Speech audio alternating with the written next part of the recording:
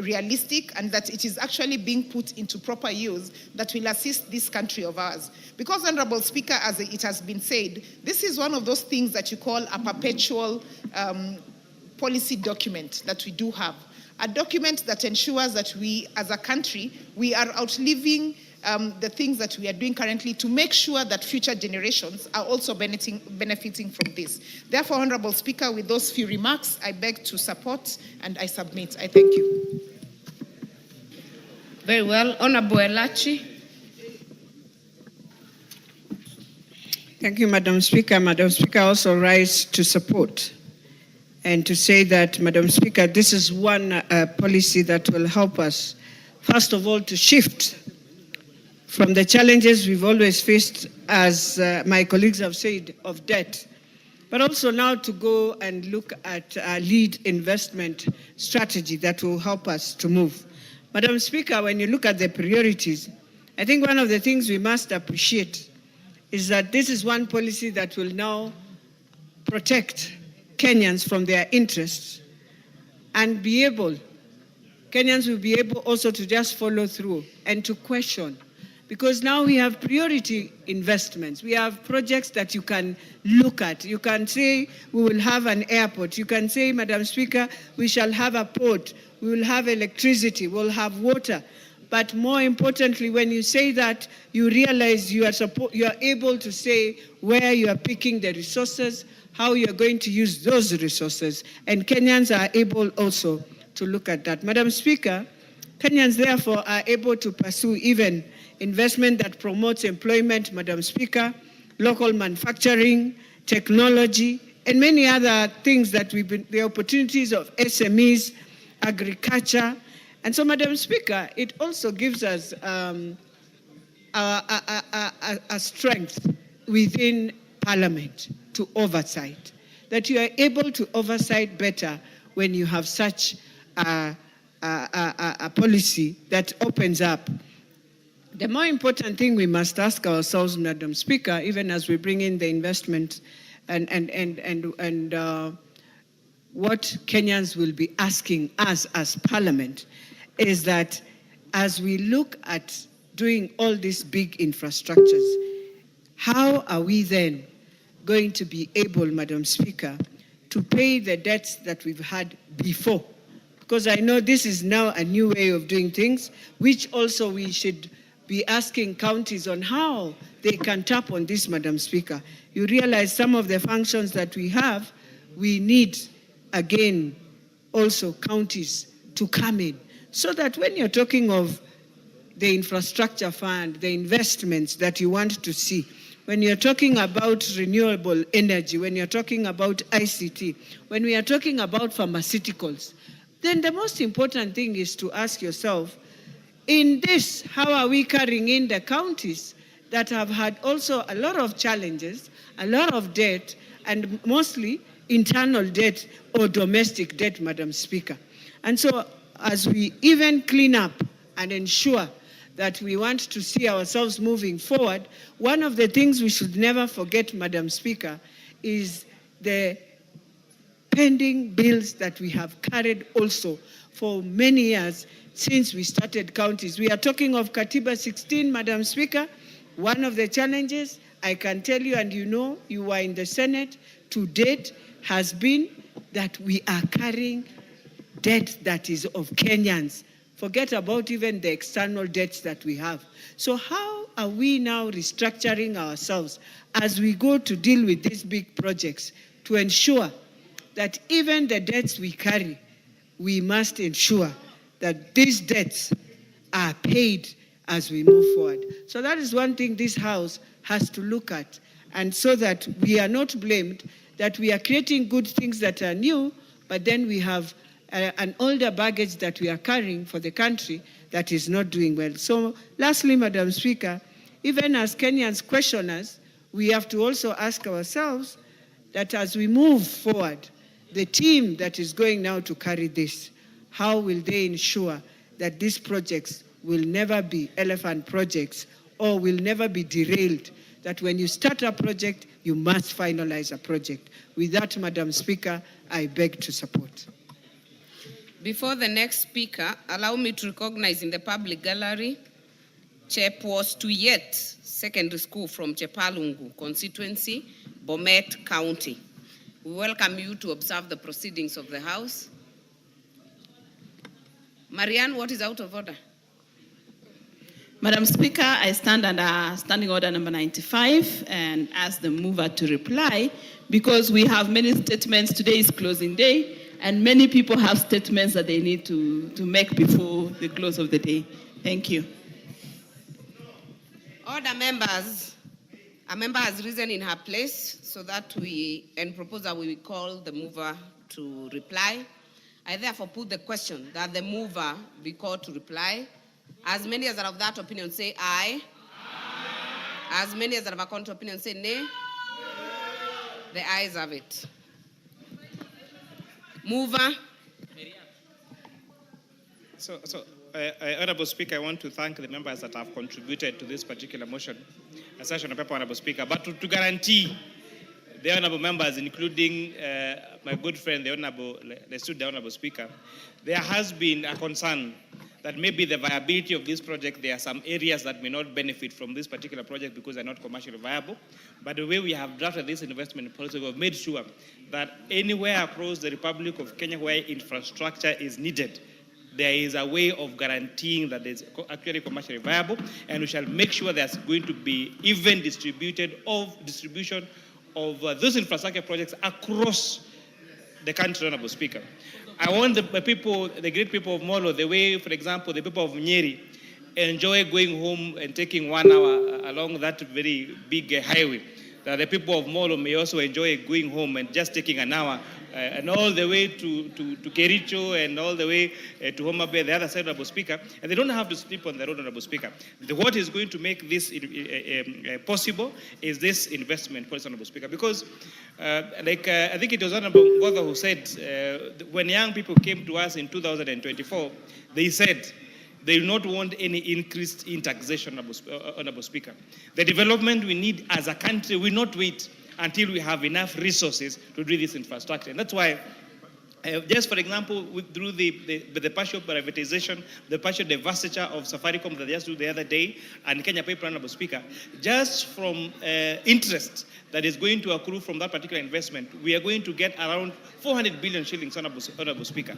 That is money enough to do our airport. That is money enough to do our highways, Honorable Speaker. So we want to guarantee this country that although for every, Honorable Speaker, for every 10 shillings that we collect as taxes, 3.8 shillings of the 10 shillings goes to repayment of interest on our debt. A further 3.2 shillings goes to the payment of the principal of that debt. That means 7 out of the 10 shillings we collect in terms of our taxes just to go to the payment of debt that have been taken during Kibaki's time, during Uhuru's administration. And therefore, it's only 3 shillings that is left to do recurrent expenditures, to do development expenditures. That is why, by the wisdom of Kenya Kwanza administration, they're now looking at what other ways can we use to finance our infrastructure projects. Because our infrastructure projects will not wait until we have cleared all the loans, Honorable Speaker. And therefore, that is why this particular investment policy is very, very important. With those many remarks, Honorable Speaker, I beg to reply. Good one. Order, members. Honorable Moreu, order. Honorable members, I therefore put the question that this House adopts the report of the Departmental Committee on Finance and National Planning on its consideration of session of paper number 7 of 2026 on the National Infrastructure Fund Investment Policy laid on the table of the House on Thursday, 27th August 2026, and pursuant to the provisions of Section 28B of the National Infrastructure Fund Act 2026, approved session of paper number 7 of 2026 on the National Infrastructure Fund Investment Policy, subject to the proposed amendments as contained in the schedule to the order paper. Will as many as are of that opinion say aye? Aye. Will as many as are of a contrary opinion say nay? The ayes have it.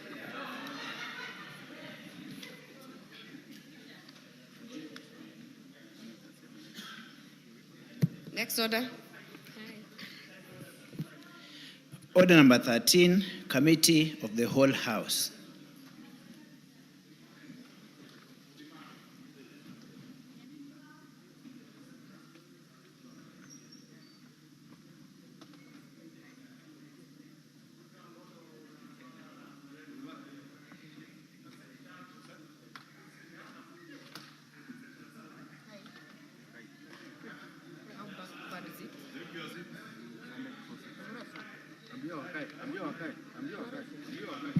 Order, members. Honorable members, we are now in the Committee of the Whole for the Trust Administration Bill, National Assembly Bill number 29 of 2026.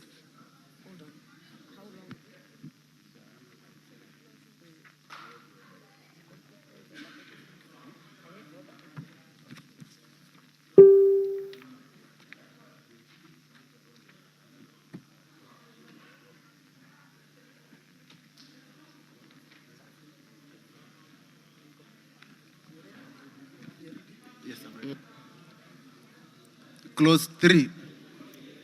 I propose the question that Clause 3 be part of the bill. There is a proposed amendment. Chairperson, Honorable Murugara, Chairperson, Justice and Legal Affairs. Prosecute the amendment. Thank you. Thank you very much, Honorable Chair. I beg to move that Clause 3 of the bill be amended as shown on the order paper. And what essentially we are doing is to try and break down what the clause on the bill is into a new clause, and purely to expand the scope of application of the Act.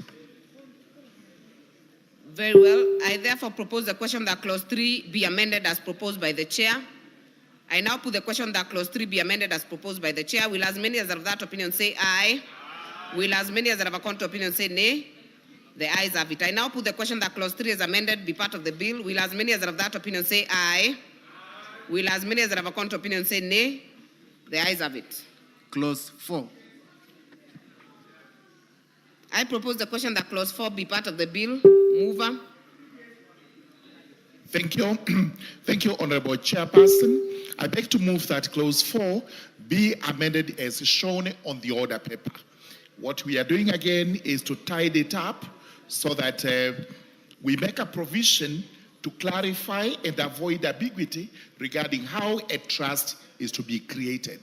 I beg to move. Very well. I now propose the question that Clause 4 be amended as proposed by the Chair.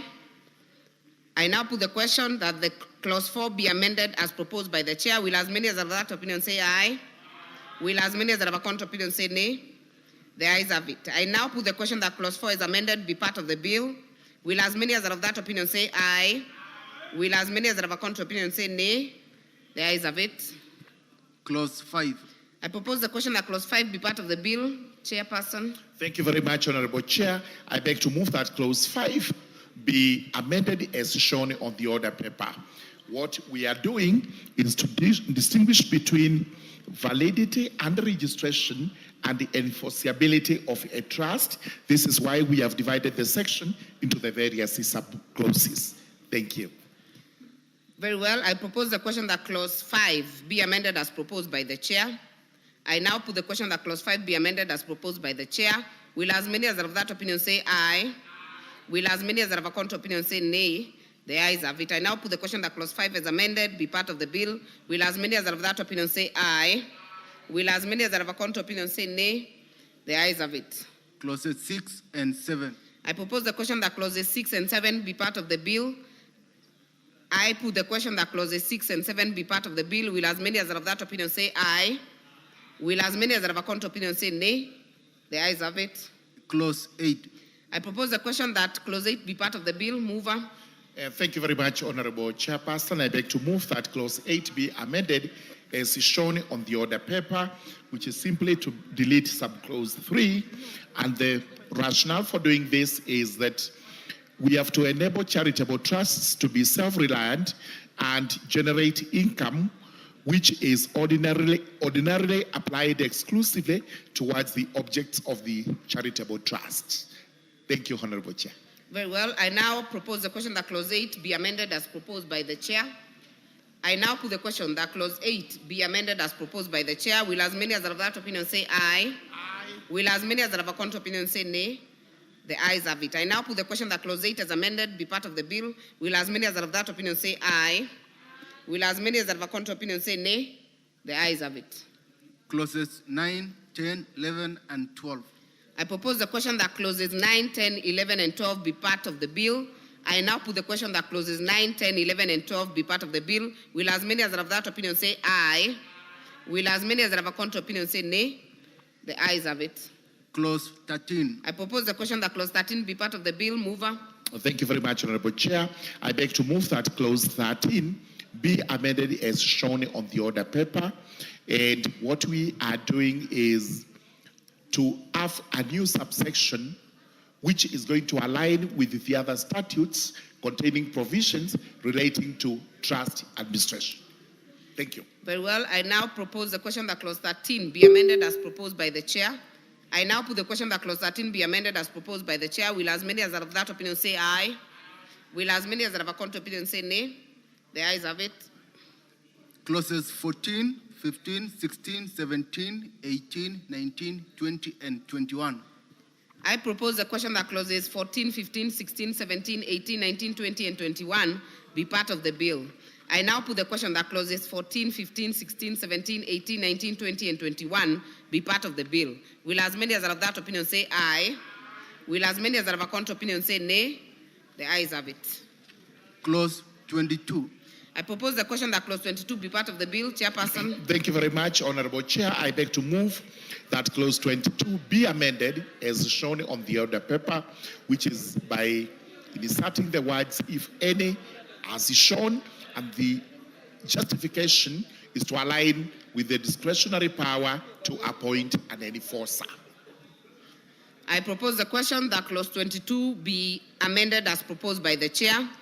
I now put the question that clause 22 be amended as proposed by the chair. Will as many as are of that opinion say aye? Will as many as are of a contrary opinion say nay? The ayes have it. I now put the question that clause 22 as amended be part of the bill. Will as many as are of that opinion say aye? Will as many as are of a contrary opinion say nay? The ayes have it. Clauses 23 and 24. I propose the question that clauses 23 and 24 be part of the bill. I now put the question that clauses 23 and 24 be part of the bill. Will as many as are of that opinion say aye? Will as many as are of a contrary opinion say nay? The ayes have it. Clause 25. I propose the question that clause 25 be part of the bill. Mover.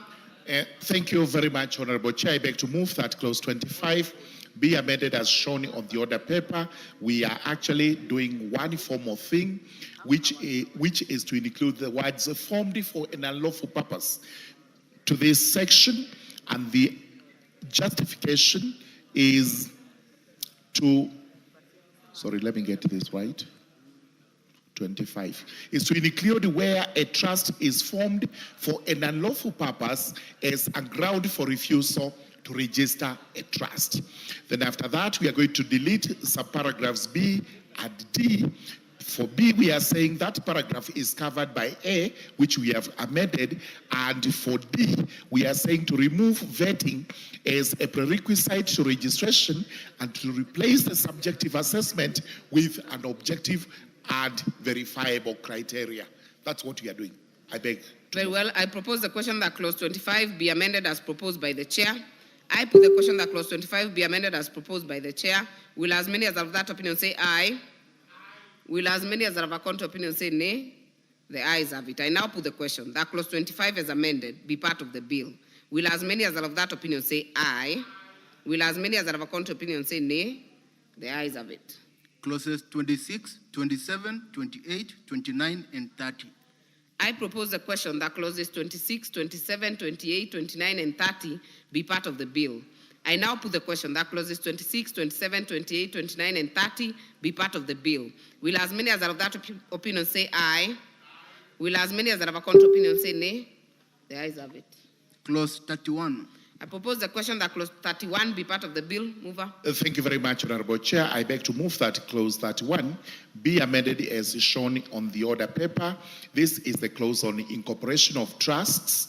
We are first and foremost confirming that an unlawful purpose, which is what we are inserting, should actually be a ground upon which a refusal to incorporate is made. Then after that, just like the other one, we are deleting B for reasons that it is covered by ground A, and we're also deleting ground D, where we are saying the same thing to remove vetting as a prerequisite to incorporation and replace the subsequent assessment, replace subjective assessment with objective and verifiable criteria.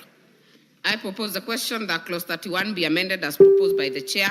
I now put the question that clause 31 be amended as proposed by the chair. Will as many as are of that opinion say aye? Will as many as are of a contrary opinion say nay? The ayes have it. I now put the question that clause 31 is amended, be part of the bill. Will as many as are of that opinion say aye? Will as many as are of a contrary opinion say nay? The ayes have it. Clauses 32, 33, 34, and 35. I propose the question that clauses 32, 33, 34, and 35 be part of the bill. I now put the question that clauses 32, 33, 34, and 35 be part of the bill. Will as many as are of that opinion say aye? Will as many as are of a contrary opinion say nay? The ayes have it. Clause 36. I propose the question that clause 36 be part of the bill. Mover. Thank you very much, Honorable Chairperson. Clause 36 is on qualification, disqualification to act as trustee, and we are proposing that we actually amend by deleting B, which calls upon you to be of sound mind to become a trustee. We are saying, in essence, that every person qualifies unless it is proved that you are of unsound mind. The next one we have is by inserting the words or any other written law, because we are only using the act which is given to us, and then we have trusts under other written law, and also we have trusts to be regulated by regulations. So that is the justification. I beg to move. Very well. I propose a question that clause 36 be amended as proposed by the chair. I now put the question that clause 36 be amended as proposed by the chair. Will as many as are of that opinion say aye? Will as many as are of a contrary opinion say nay? The ayes have it. I now put the question that clause 36 is amended be part of the bill. Will as many as are of that opinion say aye? Will as many as are of a contrary opinion say nay? The ayes have it. Clause 37. I propose the question that clause 37 be part of the bill. Mover. Thank you very much, Honorable Chair. I beg to move that clause 37 be amended as shown on the order paper. And what we are doing is that while the clause deals with the appointment of trustees, we have to make it subject to this act, which is what we are going to make here, and also any other written law. So the justification to insert those words is that we have to use this act, and we have also to have any other written law. I beg to move. Very well. I now propose the question that clause 37 be amended as proposed by the chair. I now put the question that clause 37 be amended as proposed by the chair. Will as many as are of that opinion say aye? Will as many as are of a contrary opinion say nay? The ayes have it. I put the question that clause 37 as amended be part of the bill. Will as many as are of that opinion say aye? Will as many as are of a contrary opinion say nay? The ayes have it. Clause 38. I propose the question that clause 38 be part of the bill. Mover. Thank you very much, Honorable Chair. I beg to move that clause 38 be amended as shown on the order paper. Clause 38 is on powers of appointing substitute or additional trustees. And what we are saying here, in essence, is that we have to make that subject to any other written law, just as we have done above, subject to this act, any other written law, or any trustee deed. Thank you. I beg to move. Very well. I therefore propose the question that clause 38 be amended as proposed by the chair. I now put the question that clause 38 be amended as proposed by the chair. Will as many as are of that opinion say aye? Will as many as are of a contrary opinion say nay? The ayes have it. Clause 39. I propose the question that clause 39 be part of the bill. Mover. I beg to move that clause 39 be amended as shown on the order paper. This is on the resignation of a trustee, and we are saying that where this happens, it has to be subject to the public trustee, because this is where an appointment of another trustee has to be done, to subject the appointment of the public trustee to enact as a trustee with the provisions of the Public Trustee Act. Purely, those are the reasons. Very well. I therefore propose the question that clause 39 be amended as proposed by the chair. I put the question that clause 39 be amended as proposed by the chair. Will as many as are of that opinion say aye? Will as many as are of a contrary opinion say nay? The ayes have it. I now put the question that clause 39 is amended be part of the bill. Will as many as are of that opinion say aye? Will as many as are of a contrary opinion say nay? The ayes have it. Clause 40. I propose the question that clause 40 be part of the bill. I now put the question that clause 40 be part of the bill. Will as many as are of that opinion say aye? Will as many as are of a contrary opinion say nay? The ayes have it. Clause 41. I propose the question that clause 41 be part of the bill. Mover. Thank you very much. I beg to move that clause 41 be amended as shown on the order paper. This is on death or dissolution of a trust. This is subject to sections 37 and 38. We are simply introducing section 38 to be part of to cater for instances of appointment of a substitute or additional trustee where a trustee has been disqualified or otherwise ceases to be a trustee. Very well. I therefore propose the question that clause 41 be amended as proposed by the chair. I now put the question that clause 41 be amended as proposed by the chair. Will as many as are of that opinion say aye? Will as many as are of a contrary opinion say nay? The ayes have it. I now put the question that clause 41 is amended be part of the bill. Will as many as are of that opinion say aye? Will as many as are of a contrary opinion say nay? The ayes have it. Clauses 42, 43, 44, and 45. I propose the question that clauses 42, 43, 44, and 45 be part of the bill. I now put the question that clauses 42, 43, 44, and 45 be part of the bill. Will as many as are of that opinion say aye? Will as many as are of a contrary opinion say nay? The ayes have it. Clause 46. I propose the question that clause 46 be part of the bill. Mover. Thank you very much, Honorable Chair. I beg to move that clause 46 be amended as shown on the order paper. We are actually making these trustees who are in default to be liable, and we are saying this is to protect innocent trustees from liability arising out of the acts and omissions of a trustee in default. I beg to... Very well. I propose the question that clause 46 be amended as proposed by the chair. I now put the question that clause 46 be amended as proposed by the chair. Will as many as are of that opinion say aye? Will as many as are of a contrary opinion say nay? The ayes have it. I now put the question that clause 46 as amended be part of the bill. Will as many as are of that opinion say aye? Will as many as are of a contrary opinion say nay? The ayes have it. Clause 47. I propose the question that clause 47 be part of the bill. I put the question that clause 47 be part of the bill. Will as many as are of that opinion say aye? Will as many as are of a contrary opinion say nay?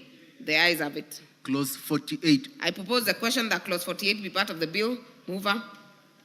Thank you very much. I beg to move that clause 48 be amended as shown on the order paper. There are two proposed amendments, and the rationale is we make a provision provided that a trustee shall obtain any approval required under any other written law prior to lodging an amendment. And the rationale for this is to require a trustee to obtain any relevant consent or approval and under any other written law before lodging an amendment to the trust deed or list of assets with the registrar. I beg to move. Very well. I therefore propose the question that clause 48 be amended as proposed by the chair. I now put the question that clause 48 be amended as proposed by the chair. Will as many as are of that opinion say aye? Will as many as are of a contrary opinion say nay? The ayes have it. I now put the question that clause 48 is amended be part of the bill. Will as many as are of that opinion say aye? Will as many as are of a contrary opinion say nay? The ayes have it. Clauses 49 and 50. I propose the question that clauses 49 and 50 be part of the bill. I now put the question that clauses 49 and 50 be part of the bill. Will as many as are of that opinion say aye? Will as many as are of a contrary opinion say nay? The ayes have it. Clause 51. I propose the question that clause 51 be part of the bill. Mover. Thank you very much, Honorable Chair. I beg to move that clause 51 be amended as shown on the order paper. This is power to manage and control trust property.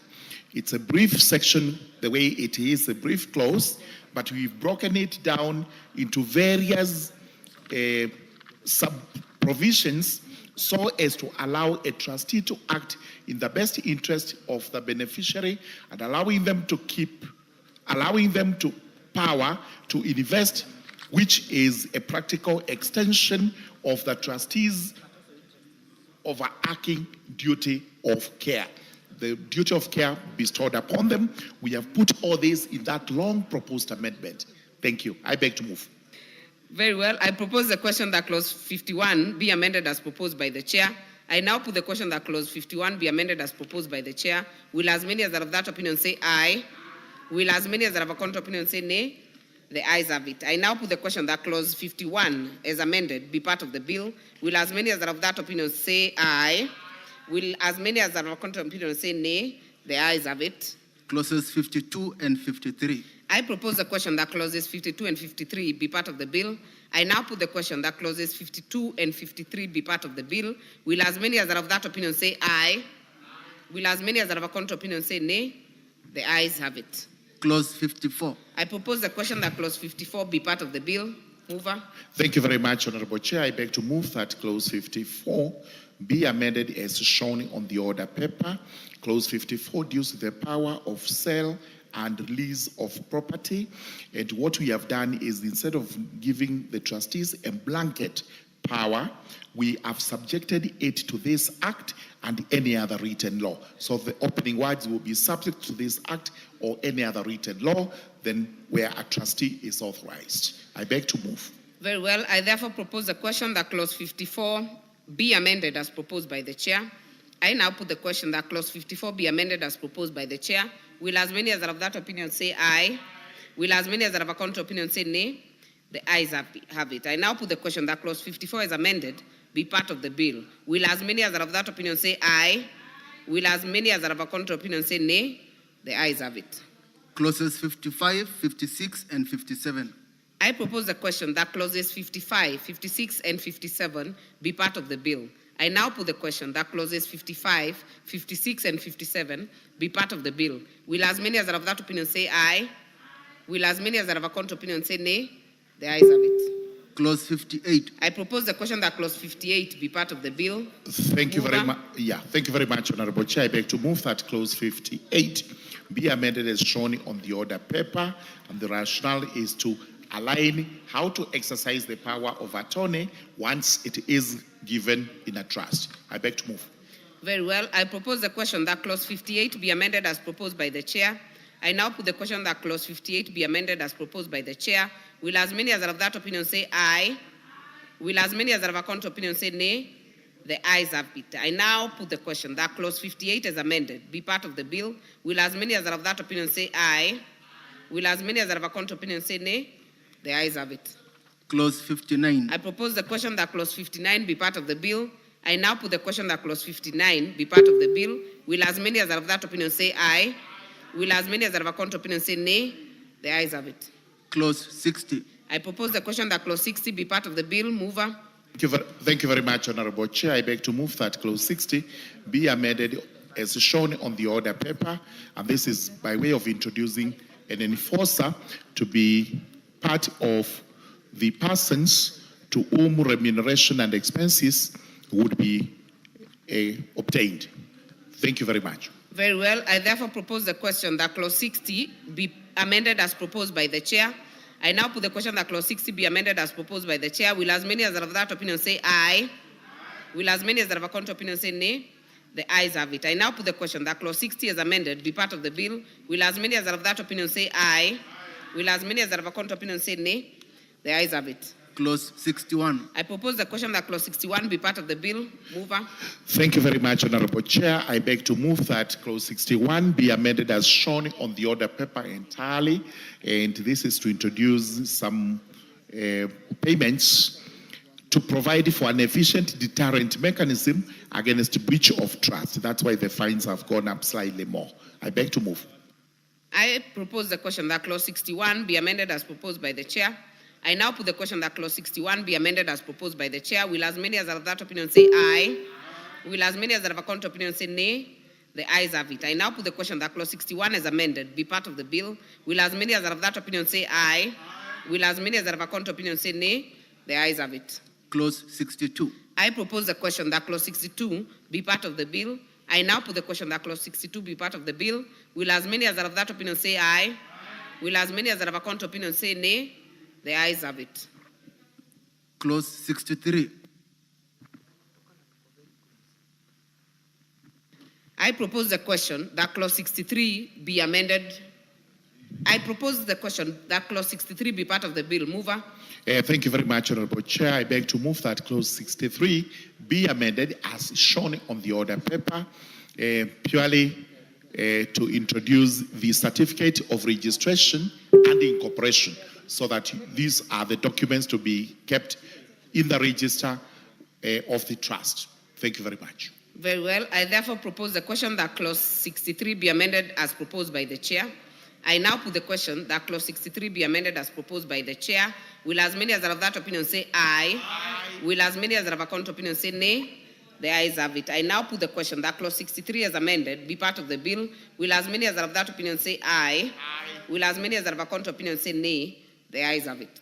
Clauses 64, 65, 66, 67, 68, 69, 70, 71, 72, 73, and 74. I propose the question that clauses 64, 65, 66, 67, 68, 69, 70, 71, 72, 73, and 74 be part of the bill. I now put the question that clauses 64, 65, 66, 67, 68, 69, 70, 71, 72, 73, and 74 be part of the bill. Will as many as are of that opinion say aye? Aye. Will as many as are of a contrary opinion say nay? The ayes have it. Clause 75. I propose the question that clause 75 be part of the bill. Mover. Thank you very much, Honorable Chair. I beg to move that clause 75 be amended as shown on the order paper. And this is where we are increasing the proposed administrative penalty from 500 shillings to 3,000 shillings. I beg to move. I propose the question that clause 75 be amended as proposed by the chair. I now put the question that clause 75 be amended as proposed by the chair. Will as many as are of that opinion say aye? Will as many as are of a contrary opinion say nay? The ayes have it. I now put the question that clause 75 as amended be part of the bill. Will as many as are of that opinion say aye? Will as many as are of a contrary opinion say nay? The ayes have it. Clauses 76 and 77. I propose the question that clauses 76 and 77 be part of the bill. I now put the question that clauses 76 and 77 be part of the bill. Will as many as are of that opinion say aye? Will as many as are of a contrary opinion say nay? The ayes have it. Clause 78. I propose the question that clause 78 be part of the bill. Mover. Thank you very much, Honorable Chair. I beg to move that clause 78 be amended as shown on the order paper. This is where we are conferring the registrar to disclose information to. We are introducing the regulatory bodies, and we are also introducing another word in D. Instead of reporting entity, it should actually be reporting institution. I beg to move. Very well. I therefore propose the question that clause 78 be amended as proposed by the chair. I now put the question that clause 78 be amended as proposed by the chair. Will as many as of that opinion say aye? Aye. Will as many as are of a contrary opinion say nay? The ayes have it. I now put the question that clause 78 as amended be part of the bill. Will as many as are of that opinion say aye? Will as many as are of a contrary opinion say nay? The ayes have it. Clauses 79, 80, 81, and 82. I propose the question that clauses 79, 80, 81, and 82 be part of the bill. I now put the question that clauses 79, 80, 81, and 82 be part of the bill. Will as many as are of that opinion say aye? Will as many as are of a contrary opinion say nay? The ayes have it. Clause 83. I propose the question that clause 83 be part of the bill. Mover. Thank you very much, Honorable Chair. I beg to move that clause 83 be amended as shown on the order paper, and that is at paragraph 3D, which as a repetitive toothy typographical error we are correcting. I beg to move. Very well. I therefore propose the question that clause 83 be amended as proposed by the chair. I now put the question that clause 83 be amended as proposed by the chair. Will as many as are of that opinion say aye? Aye. Will as many as are of a contrary opinion say nay? The ayes have it. I now put the question that clause 83 as amended be part of the bill. Will as many as are of that opinion say aye? Will as many as are of a contrary opinion say nay? The ayes have it. Clause 84. I propose the question that clause 84 be part of the bill. Mover. Thank you very much, Honorable Chair. I beg to move that clause 84 be amended as shown on the order paper. And the reason for this is to allow other persons authorized by a trust deed to initiate the dissolution. That's why we are doing this. Very well. I propose the question that clause 84 be amended as proposed by the chair. I now put the question that clause 84 be amended as proposed by the chair. Will as many as are of that opinion say aye? Aye. Will as many as are of a contrary opinion say nay? The ayes have it. I now put the question that clause 84 is amended be part of the bill. Will as many as are of that opinion say aye? Will as many as are of a contrary opinion say nay? The ayes have it. Clauses 85, 86, 87, 88, 89, 90, 91, 92, 93, and 94. I propose the question that clauses 85, 86, 87, 88, 89, 90, 91, 92, 93, and 94 be part of the bill. I now put the question that clauses 85, 86, 87, 88, 89, 90, 91, 92, 93, and 94 be part of the bill. Will as many as are of that opinion say aye? Will as many as are of a contrary opinion say nay? The ayes have it. Clause 95. I propose the question that clause 95 be part of the bill. Mover. Thank you very much, Honorable Chair. I beg to move that clause 95 be amended as shown on the order paper.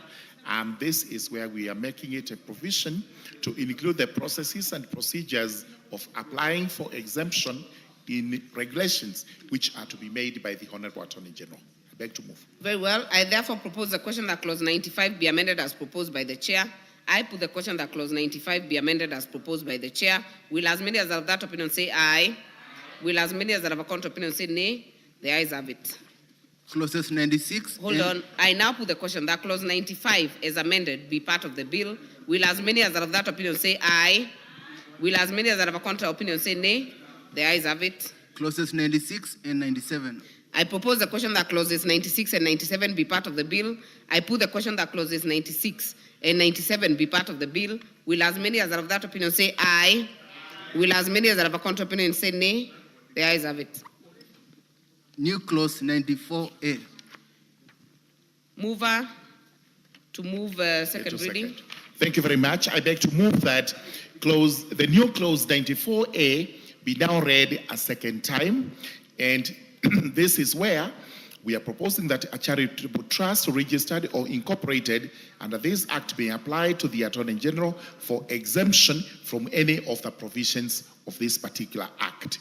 And the rationale is to make a provision for exempting charitable trusts from any of the provisions herein due to their unique nature of operation. I beg to move and request the chairperson of the Finance Committee to second. No. There is no seconding on this one. Honorable Chairperson, I know when we move, we always look for a seconder. But on this one, allow me to propose the question that the new clause 94A be now read a second time. I now put the question that new clause 94A be now read a second time. Will as many as are of that opinion say aye? Aye. Will as many as are of a contrary opinion say nay? The ayes have it. I propose the question that the new clause 94A be part of the bill. I now put the question that the new clause 94A be part of the bill. Will as many as are of that opinion say aye? Aye. Will as many as are of a contrary opinion say nay? The ayes have it. New clause 96A. Mover, move to. Thank you very much. The second reading. I beg to move a second reading of the new clause 96A, which provides for the business registration service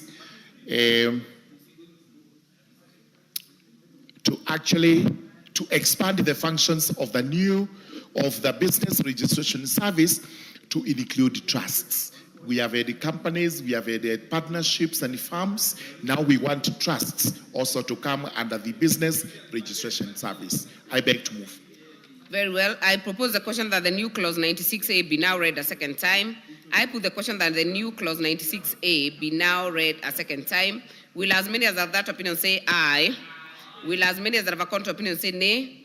The ayes have it. I propose the question that the new clause 96A be part of the bill. I now put the question that the new clause 96A be part of the bill. Will as many as have that opinion say aye? Will as many as have a contrary opinion say nay? The ayes have it. Clause 2. I propose the question that clause 2 be part of the bill. Mover. Thank you very much. I beg to move that clause 2 be amended as shown on the order paper. And this is purely to define two words, beneficial owner and the trust deed, because we felt that definitions were not adequate, especially because they were tying them to the Companies Act, which ought not to be the case. I beg to move. Very well. I therefore propose the question that clause 2 be amended as proposed by the chair. I now put the question that clause 2 be amended as proposed by the chair. Will as many as are of that opinion say aye? Aye. Will as many as are of a contrary opinion say nay? The ayes have it. I now put the question that clause 2 as amended be part of the bill. Will as many as are of that opinion say aye? Will as many as are of a contrary opinion say nay? The ayes have it. Long title. I propose the question that the long title be the title of the bill. Mover, you have an amendment? Absolutely. Thank you very much, Honorable Chair. I beg to move that the long title of the bill be amended as shown on the order paper. And what we are doing is to remove the words reform, because in our view, we are making a law to consolidate the two acts, the Trustees Act and the Perpetual Succession Act, into one law. So we have to remove reform because we aren't reforming any, while also reform is exclusive jurisdiction of the Kenya Law Reform Commission. I beg to move. Very well. I therefore propose the question that the long title be the long title of the bill. I now put the question.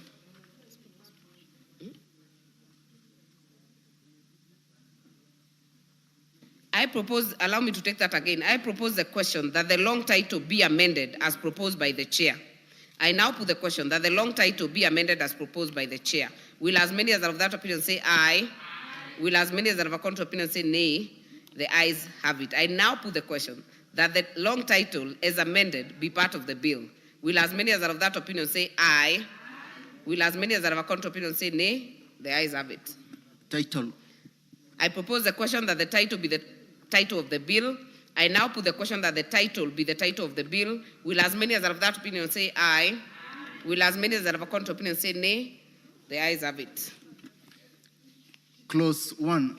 I propose the question that clause 1 be part of the bill. I now put the question that clause 1 be part of the bill. Will as many as are of that opinion say aye? Aye. Will as many as are of a contrary opinion say nay? The ayes have it. Honorable members, we have come to the end of that committee. I'll call the mover to move reporting.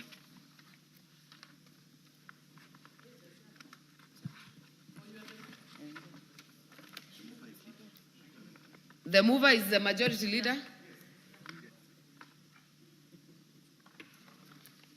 Member for Marsabit.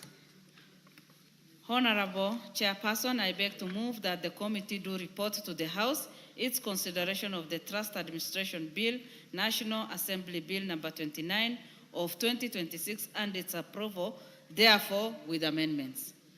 I know it always looks like therefore, but it's always thereof. Oh, thereof. Very well. Honorable members, I put the question, which is that the committee do report to the House its consideration of the Trust Administration Bill, National Assembly Bill number 29 of 2026, and its approval thereof with amendments. Will as many as are of that opinion say aye? Will as many as are of a contrary opinion say nay? The ayes have it. Honorable members, Mr. Speaker,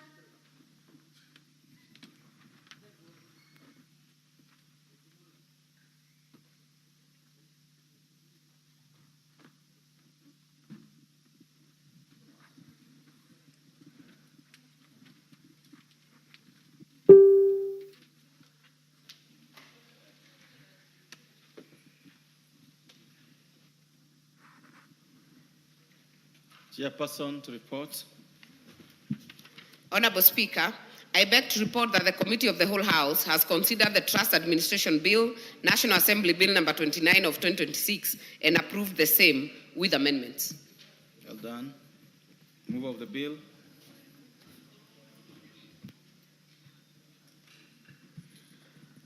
Honorable Speaker, I beg to move that the House do agree with the committee in the said report. I also request Minority Party Whip, Honorable Milley, to second the motion for agreement with the report of the Committee of the Whole House. Mr. Speaker, I do second. Honorable members, I accordingly propose the question, which is that the House do agree with the committee in the said report. Is it the move that I put the question? Members, I therefore put the question, which is order. Order. Yeah, that's how it's done. So you stand like that, you don't even blow your nose until I finish. Members, I now put the question, which is that the House do agree with the committee in the said report. Will as another opinion say aye? Will as those opinion say nay? Ayes have it. Move for third reading. Honorable Speaker, I beg to move that the Trust Administration Bill, National Assembly Bill number 29 of 2026 be now read a third time, and I also request Honorable Jematia to second. Thank you. I beg to second. Go ahead. Hello, members. I therefore propose a question, which is that the Trust Administration Bill, National Assembly Bill number 29 of 2026, be now read a third time. The Honorable Kaken, go ahead. Mr. Speaker, while thanking the House for passing this bill, it is very important to know that we have passed a very consequential bill. As a trustee myself of an ongoing trust, this will change the whole scenario on how trusts are run. Before, we used to register these trusts in the Ministry of Lands. They were moved to the company's registry, but now it is very clear that the company's registry has been mandated specifically to register trusts. We hope that because of this mandate, the company's registry, the business registry, will therefore now be more efficient than the Ministry of Lands. That the establishment of trusts is going to be a very important thing going forward, where people do not want to hold properties as individuals, but in fact hold them as trustees. Mr. Speaker, I beg to support. Thank you. All members, I now put the question, which is that the Trust Administration Bill, National Assembly Bill number 29 of 2026, be now read a third time. As many other opinions say aye. As many other opinions say nay.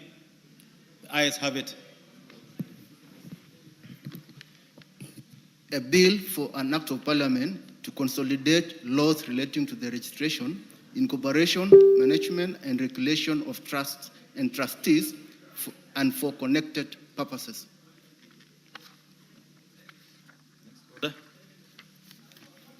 Order number 7, questions and statements. Members, as you may remember or recall, order number 7 was put over generally, and we are now going back to it. And I will start with the Honorable Member for Malava.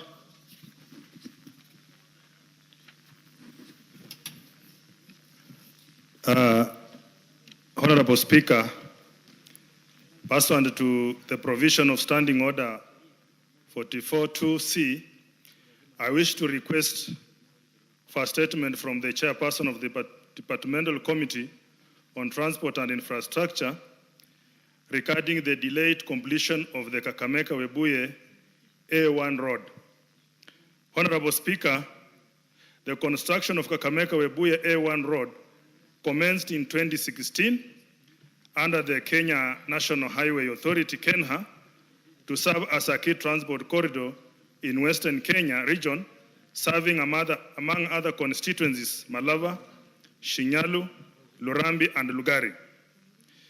The contract was initially awarded to VIL Limited, but was subsequently terminated due to non-performance, and the works reassigned to Jiangxi Zhongmei Engineering Construction Company Limited. The project involved rehabilitation of the Kakamega-Webuye section of the Kisumu-Kitale Road, including construction of a service lane at Malava Market, provision of feeder road to Malava Bus Park, installation of adequate culverts along major feeder roads, provision of climbing lanes on steep sections, particularly at Malava Forest, and the construction of footbridge at Isanjiro town. However, the works have stalled, and there is no clear communication to residents and other road users regarding the status of the project.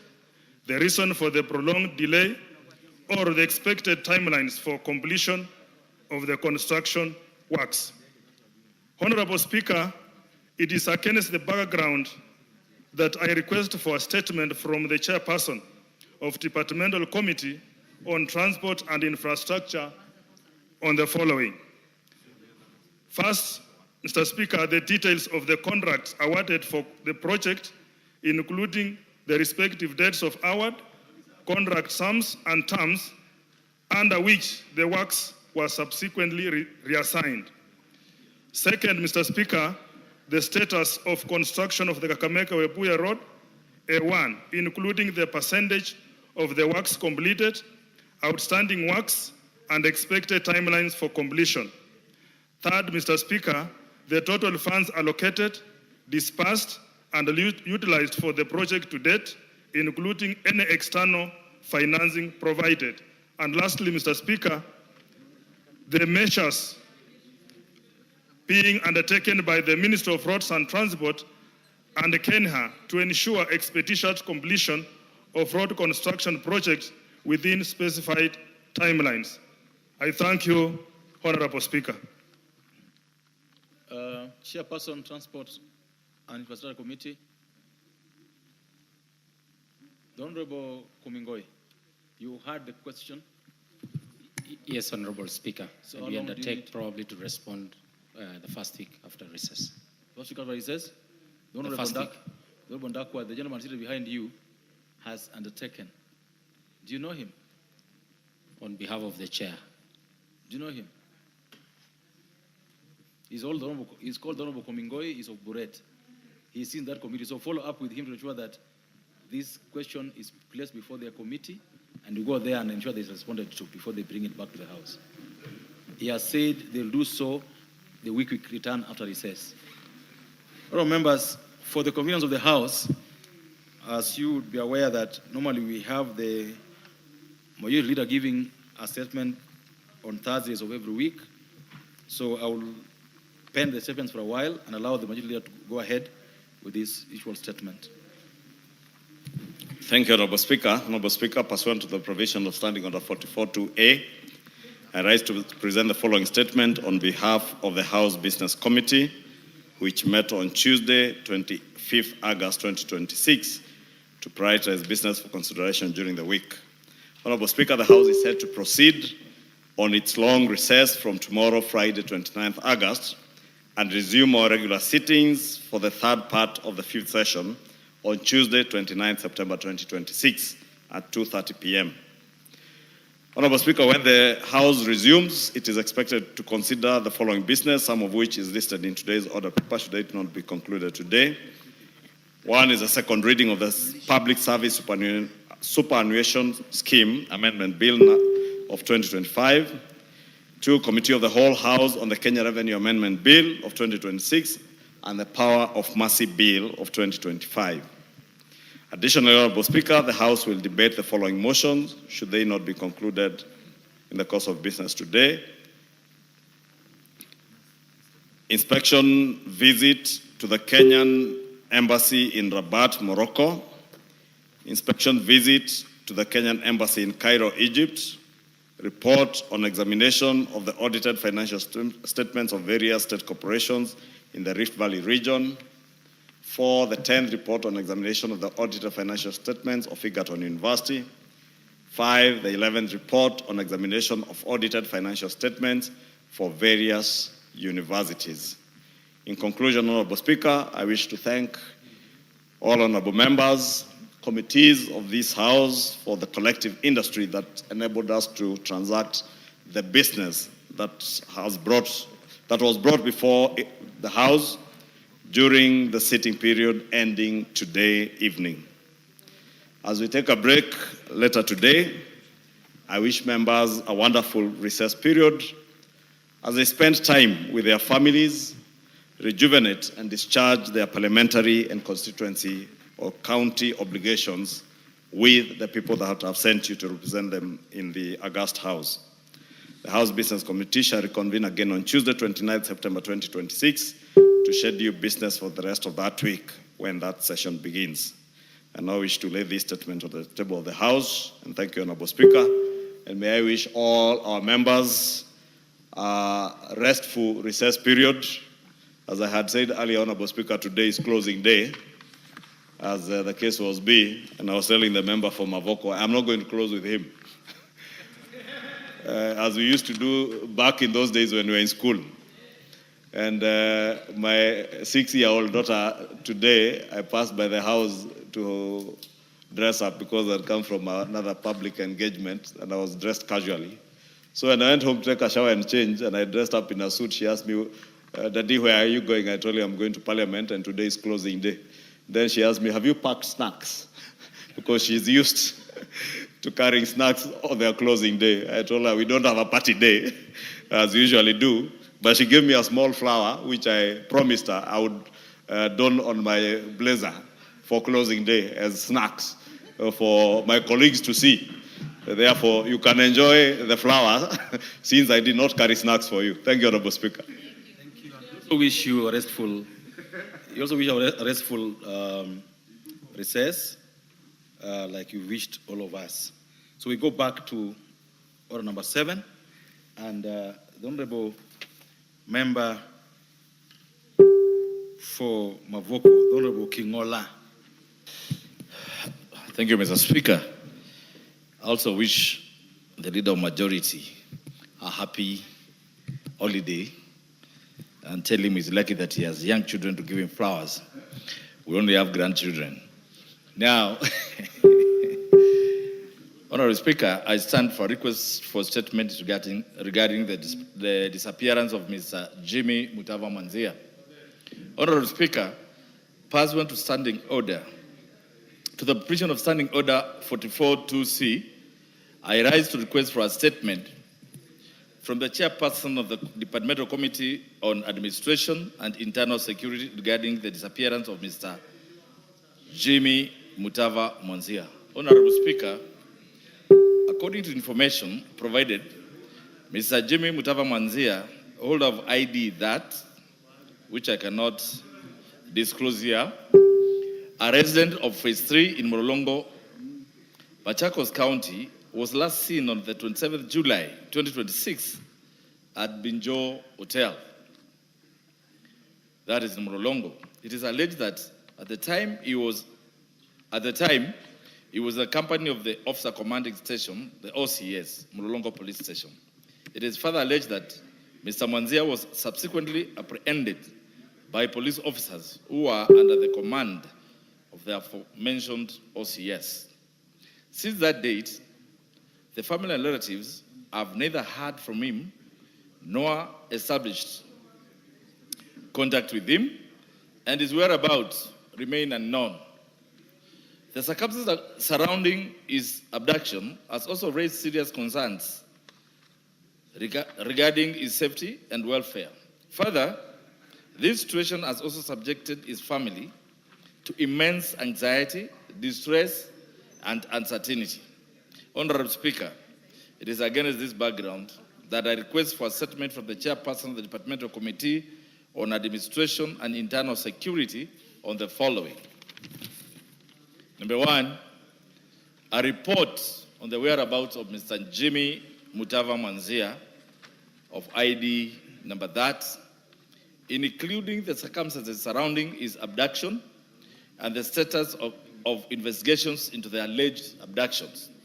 Number 2, the action taken or being taken against the OCS Morolongo Police Station and any other officer implicated in the alleged abduction of Mr. Jimmy Mutava Mwanzia. Number 3, the measures put in place to guarantee the safety, welfare, and constitutional rights of Mr. Jimmy Mutava Mwanzia, and the steps being taken to prevent similar occurrences in citizens. Number 4, the family and residents of Molongo Phase 3 are asking the chairman to ask the CS Interior, Honorable Mokomen, to produce Jimmy Mutava, dead or alive. If he's dead, we want his body so that we give him a decent burial. I thank you, Mr. Speaker. The Chairperson, Committee on Administration and Internal Security, Majority Leader, a gentleman has disappeared. His name is Jimmy Mutava Mwanzia. Please. Honorable Speaker, let me relay to the Chair Security, because it's a matter touching on the experience of a human being, and it's a matter of life and death, that the Chair Security picks up the matter and engages with the member within the next 1 week, even when we're on recess, because this is a working recess. Committees will still be sitting, and there is nothing that stops the committee from interrogating the matter and letting the member from Avoko know, and they can in fact invite him to their committee. That's why you're majority. You've given us a very good way forward. This is not waiting for the recess. This will be handled next week. Follow up with the chairperson, the Honorable Tongoyo, and I order that that committee meets that next week to consider this matter so that the family gets to know what's happening. Next. And unless Honorable Kingola, you have anything you want to say?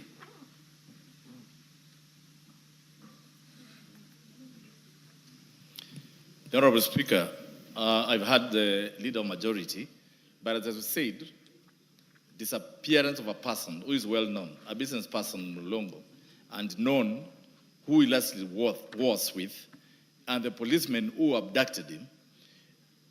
Mr. Speaker, it's almost a month, 2 months indeed. We have been making statements. We have gone to High Court Machakos to ask for his immediate finding, but nothing is forthcoming. So, actually, I agree with you that the honorable member of Kikuyu, one is Chungwa Kimani, has the power, the majority, the leader of government business, this house, has the power to, in fact, instruct the IG to produce that gentleman because he's somewhere. I think Honorable Kingola, the majority gave a very good way forward, which we would stick with. He gave a very good way forward for you. And having been, you're not just a member, you are a commissioner. You've been here since order. He said what should be done, and I agreed with him. So you shall proceed. What the best he can do now is to cause the committee concerned to sit next week, and that is an order I've given, which they will implement. Thank you. As to the immense powers of the Majority Leader, I think only you know. So, the Honorable Wandeto, this is your chance to your question. Thank you, Speaker. This is a request for statement regarding the operationalization of newly gazetted administrative units in Teto constituency. Honorable Speaker, pursuant to the provisions of Standing Order 44-2C, I rise to request for a statement from the chairperson of the Departmental Committee on Administration and Internal Security regarding delayed operationalization of newly gazetted administrative units in Teto constituency, Nyeri County. Honorable Speaker, on 14th February 2024, the Cabinet Secretary for Interior National Administration, pursuant to the National Government Coordination Act of 2013, published Kenya Gazette Notice number 1766, establishing new administrative units across the country. The establishment of these units was intended to decentralize national government services and bring administration services closer to the people. In Teto Sub-County, Nyeri County, the Gazette Notice established Wamagana Division, Mungaria, Mudhinga, Dhireko, and Kiando locations, Kiangasha, Gadhinga, Mirisho, Gondo, Kagwade, Kiambogo, Motito, Kiandere, and Kagogi sublocations. Despite their formal establishment 2 years ago, through the Kenya Gazette, these administrative units have not yet been fully operationalized. In addition, the government has not yet deployed the requisite national government administration officers, including an assistant county commissioner, chiefs, and assistant chiefs, nor established and equipped the necessary administrative offices to facilitate effective service delivery. Honorable Speaker, the delay has continued to impose significant challenges on the residents of Teto constituency, particularly in accessing government services, coordinating security operations, responding to emergencies and disasters, and addressing other essential administrative matters. It has also undermined the government objectives of decentralizing services and ensuring that national government administration is accessible and responsive to citizens at the grassroots. Honorable Speaker, it is against this background that I request a statement from the chairperson of the Departmental Committee on Administration, on the Departmental Committee on Administration and Internal Security on the following. 1, reasons for the delay in operationalizing the administrative units and budgetary provisions made by the government for staffing, establishment, and equipping of the units. 2, a clear timeline for the full operationalization of each of the gazetted administrative units, including the deployment of the requisite national government administration officers. And 3, provisional measures in place to ensure that residents of Teto benefit from accessible national government administration, effective security coordination, disaster response, and other essential services within the newly established administrative units. I thank you, Honorable Speaker. Thank you. The Honorable Sige, do you sit in this committee? Do you sit in the Committee on Administration and Internal Security? Chair, Mr. Speaker, I think the chairman... No, do you sit in that committee? Yes, I sit in the committee. If you sit in that committee, yes, I would like to send you there. Okay, Mr. Speaker. It's a very straightforward request. He says that in his constituency, there are newly created units that require to be operationalized. Now, I want to take charge of that and inform the committee chair that we would want the response to this statement when we come back from recess the first week. Point taken, Budge. Thank you. It's a very straightforward matter. Doesn't require so many things. Thank you so much. The Honorable Member for Samburu West. I've seen you walking around the house. You have a statement request for. Yes, Speaker. Go ahead. Thank you. Honorable Speaker, pursuant to the provisions of Standing Order 44-2C, I rise to request for a statement from the Chairperson of the Departmental Committee on Administration and Internal Security regarding the proliferation of adulterated alcohol drinks in the country. Honorable Speaker, there have been increasing reports of unscrupulous individuals purportedly engaging in the production, distribution, and the sale of adulterated alcoholic beverages in the country. These adulterated alcoholic drinks expose unsuspecting customers to serious health risks, including permanent disabilities and loss of life. The continued availability of such harmful products in the market raises serious concerns regarding the effectiveness of the regulatory surveillance and enforcement mechanisms established to safeguard the health and safety of consumers.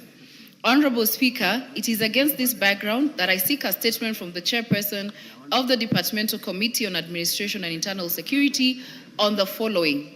1, the measures that the government has put in place to identify, track, intercept, and destroy adulterated alcoholic drinks before they reach the consumers. Secondly, Mr. Speaker, the measures that have been taken by the Anti-Counterfeit Authority, the Kenya Bureau of Standards, KEBS, and other relevant regulatory and enforcement agencies to ensure that alcoholic beverages available in the market meet the prescribed quality, safety, and health standards. The steps that have been taken by national government agencies in collaboration with the county governments to identify and dismantle the networks involved in the manufacture, distribution, and sale of adulterated alcoholic beverages, specifying the actions taken against the persons responsible. Fourth, Mr. Speaker, the number of reported cases of poisoning, serious illness, and fatalities associated with the consumption of adulterated alcoholic drinks, including the brands or products involved, the findings of laboratory analysis conducted on the affected products, the substances detected and action taken, if any. And lastly, Mr. Speaker, the surveillance, inspection, and enforcement mechanisms currently in place to curb the manufacture, distribution, and sale of adulterated or substandard alcoholic drinks, including an assessment of their effectiveness in deterring offenders and protecting consumers. I thank you, Honorable Speaker. Leader, the Honorable Leader, this is a matter that I want you to deal with. I don't know whether you named these drinks in your statement. Did you name them?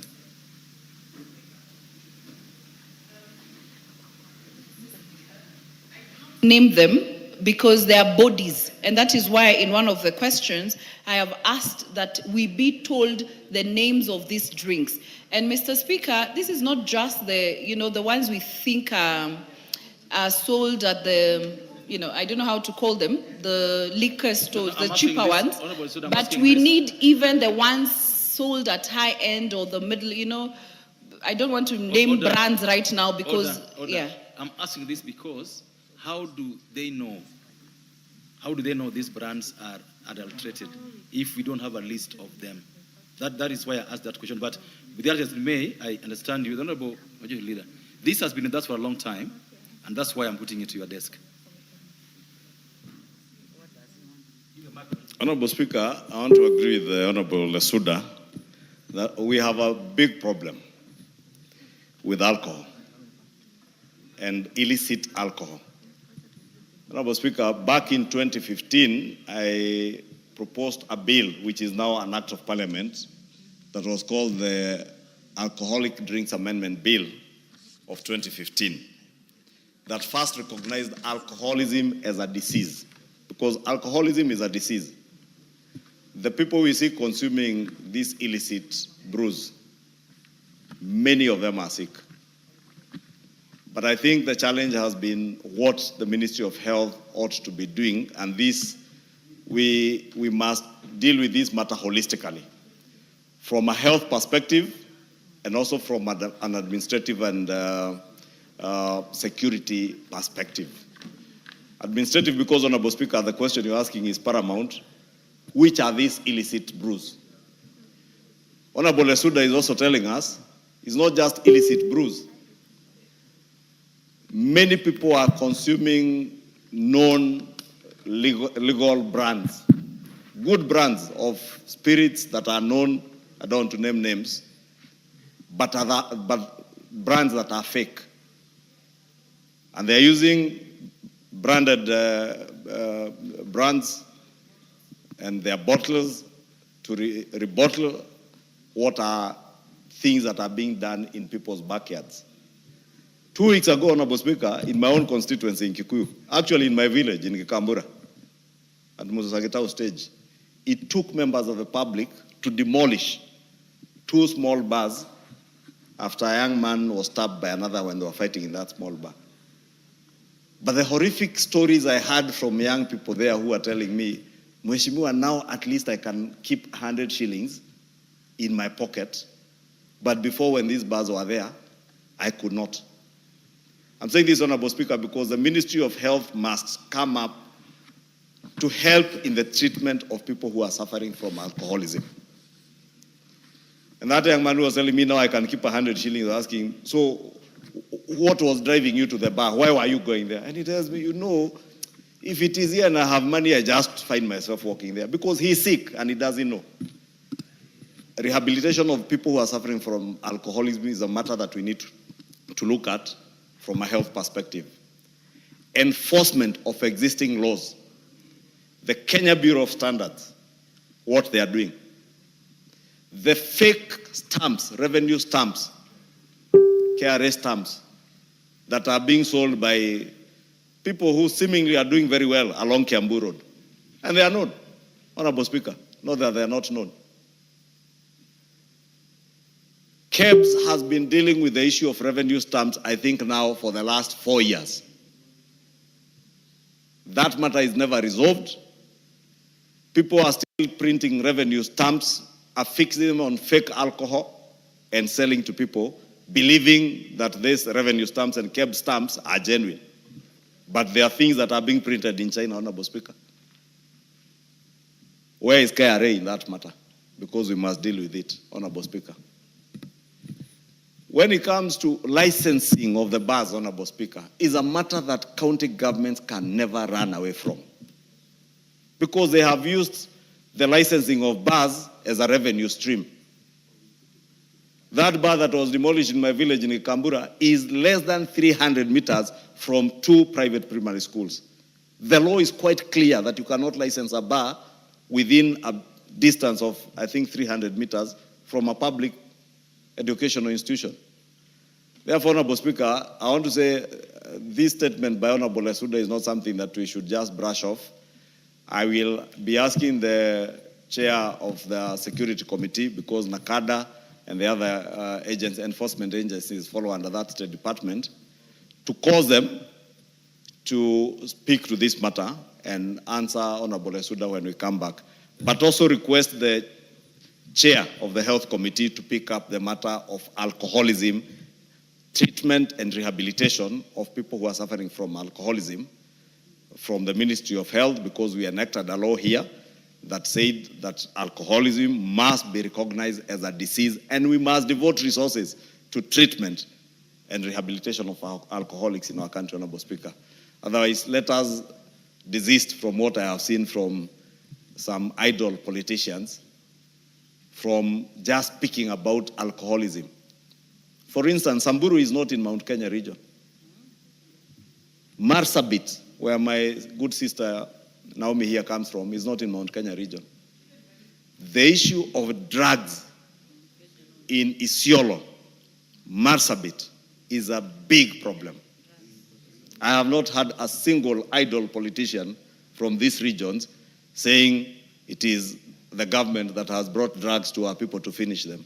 But you hear the idiocy and idleness of idiotic politicians saying, oh, alcohol is being brought to this region to finish our people because we have 7 million voters. Shame on you. I didn't think it would go that way. I didn't want you to go that way. Shame on them, Honorable Speaker. I didn't want you to go that way. I'm saying shame on them because, Honorable Speaker, we must call idiocy for what it is. People who are empty-headed, they must be told they are empty-headed, Honorable Speaker, without flinching an eyelid. And I tell them so. Because, Honorable Speaker, we must think about offering solutions, like I did back in 2015.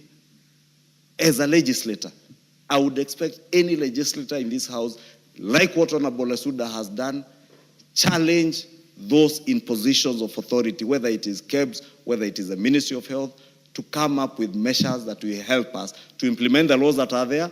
And if there are laws that we need to improve on, we improve on them, Honorable Speaker.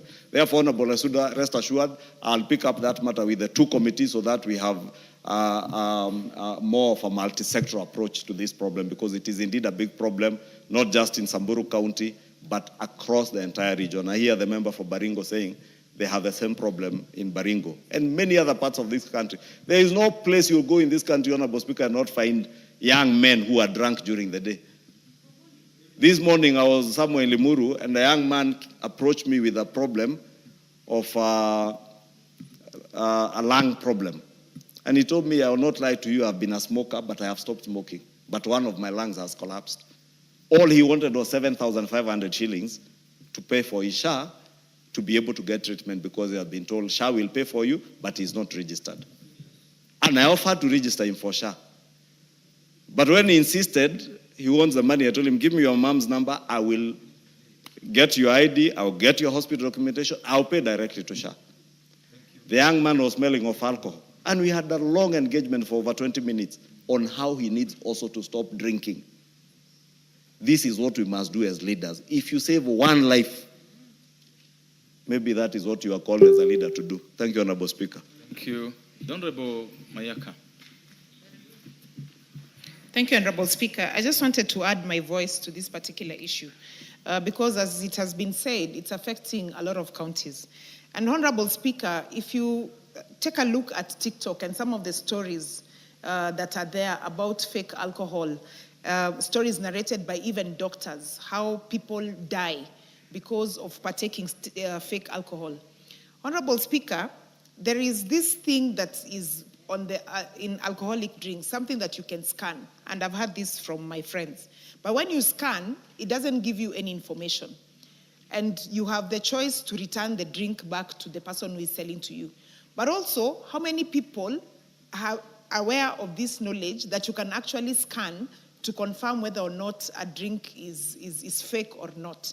So, Honorable Speaker, we need to take to task KBS and KRA and all these people, because this issue is really, really affecting our young people, including in my home county, Nyamira, where you find young people are getting sick, people are taking fake alcohol. And Honorable Speaker, we are not saying there's anything wrong with taking alcohol.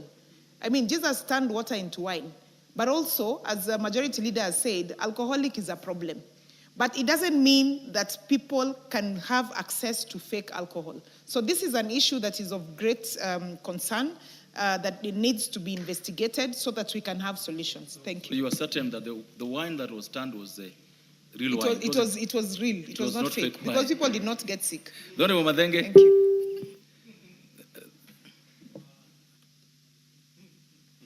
Thank you. Honorable Speaker, I stand in support of Honorable Resuda. The Honorable Speaker, the tales in Nyeri are pathetic. To begin with, the county governments are the biggest, weakest link in this fight. In Nyeri, bars are operating on account of awaiting approval up to August, towards the last quarter of the year. So they have no licenses. Apparently, they are being processed. But in the meantime, there's a local arrangement for them to operate. Depots that open beyond normal working hours, but the owners of the businesses are never arrested. Only their employees are arrested, taken to court, fined, but the business owner is protected and untouchable.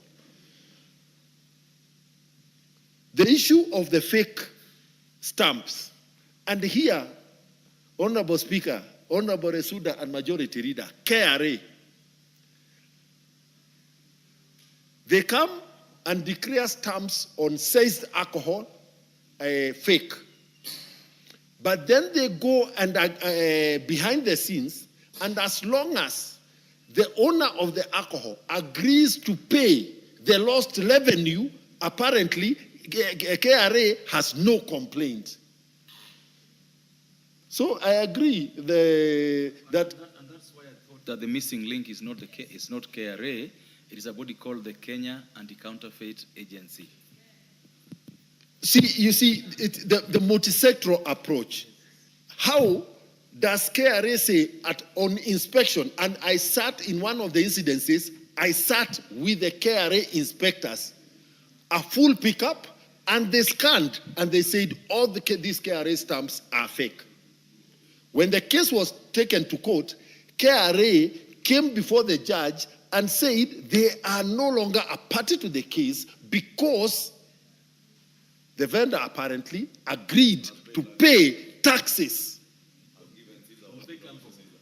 So, Honorable Speaker, I want to thank Honorable Lesuda that, and I urge our members that when this issue comes, let us be present because it is a really weighty matter. Baringo, 2 minutes, please.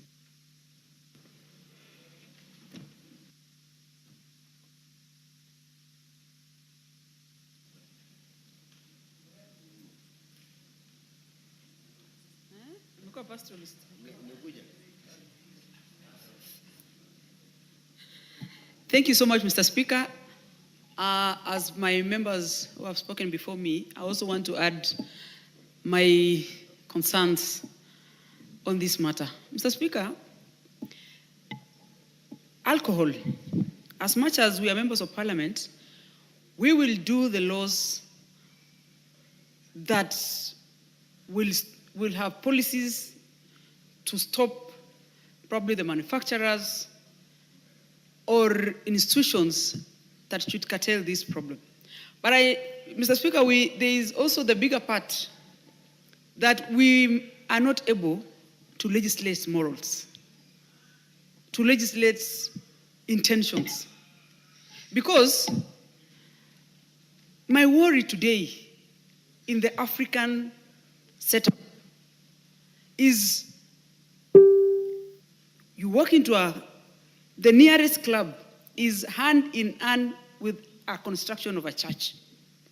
Hand in hand in a closest estate where children are brought up.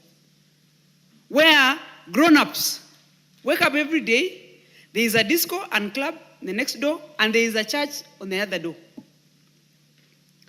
So there's a missing link, not only in government operatives, but there's also a missing link in the society. Because, Mr. Speaker, we are literally watching a generation drain down. There was an opportunity for the KDF recruitment last year. It was not only about alcoholism, the drug menace. It's even worse when girls, young mothers are involved. It is just a crazy thing that I think for the first time, I want to support my friend, Honorable Lesuda, that this matter must be given the weight that matters. Thank you, Mr. Thank you. I think this is just a case of a statement, the Honorable Giggs. Yeah. You want to say something on this? Or you want to give your response? Thank you. Thank you, Honorable Speaker. Honorable Speaker, I wanted your indulgence, Honorable Speaker. I have a flight to catch, and I had 3 responses that I was supposed to respond to. I don't know what is the direction because I have only the next 20 minutes or so. I will, because we've organized the order paper so many times today, and so I wouldn't do that, I'm sorry. Okay. But I would request those with statements, because I have 4 of them, we run through them very quickly, then we come to responses. Can I then table them? Then the members who had asked could get, because after this, then... No, just take your seat. Okay. In the next 10 minutes, you'll be done with the statements, then you can start responses. Okay. So the request by the Honorable Lesuda is therefore referred to joint committees of both health and administration and internal security to be handled by them jointly. The next request that I have, and I can see the member in the House, is Honorable Ngogoyo. Honorable Ngogoyo, if you could summarize your statement, I would appreciate.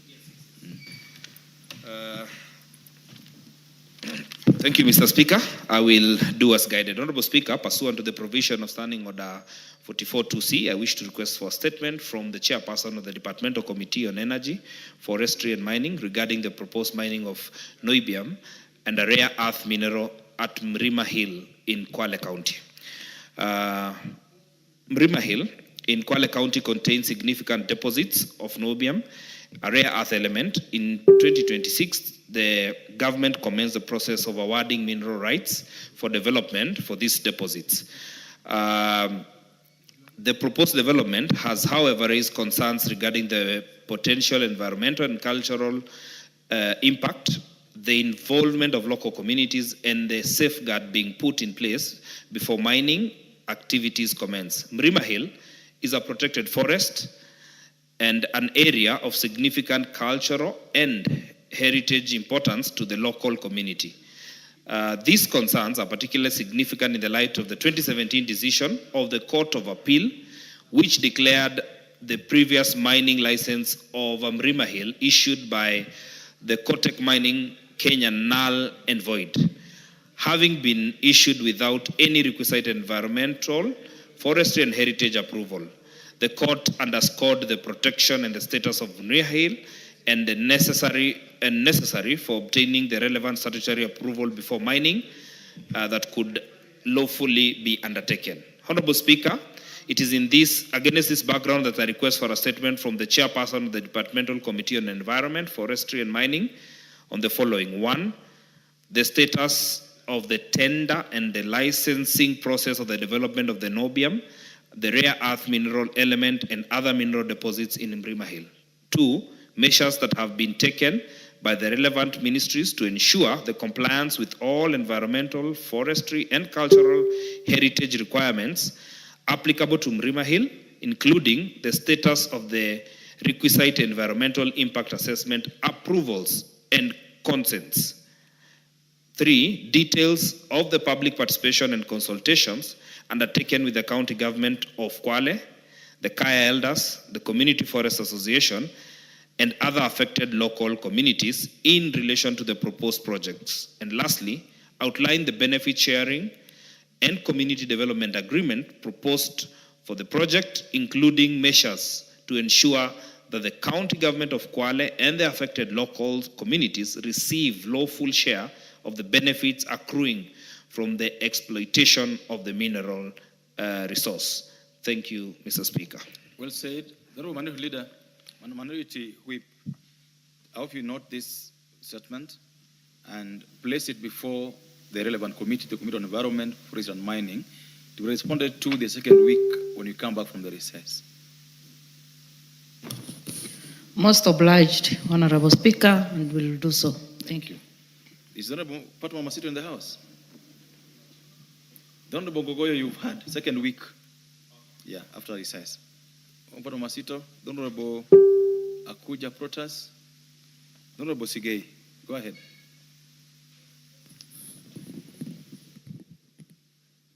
Thank you, Mr. Speaker. This is a request for a statement regarding transitioning of the new KCC to private management. Honorable Speaker, pursuant to the provisions of Standing Order 42C, I rise to request for a statement from the chairperson of the Departmental Committee on Agriculture and Livestock regarding transitioning of the new Kenya Cooperative Creameries, new KCC, from public to private management. Honorable Speaker, over the years, the new KCC, particularly in Sotik plant, has continued to play a significant role in the dairy sector value chain, providing a market for milk produced by farmers, supporting the stability of dairy sector, and supporting the livelihoods of hundreds of households within the rural economy in the region. Established in 1925, the Kenya Cooperative Creameries, it rebranded itself in 2005 and continued to operate as a fully state-owned enterprise to date. Reports of its proposed transition to private management have caused anxiety among dairy farmers, employers, suppliers, and service providers, some of whom have not been paid for their dues, including remittance of statutory deductions since June 2026. The lack of clarity in the process, the timeliness, and the safeguards of the public assets and the interest of the farmers, employees, stakeholders has caused a lot of uncertainty in Sotik constituency on the future of the new KCC plant in the region. Honorable Speaker, it's against this background that I seek a statement from the chairperson of the Departmental Committee on Agriculture and Livestock on the following. 1, the current status of the ownership and operations of the new KCC Sotik plant, including clarification on or plans of, if any, to transition it, and other plans from being state-owned to private.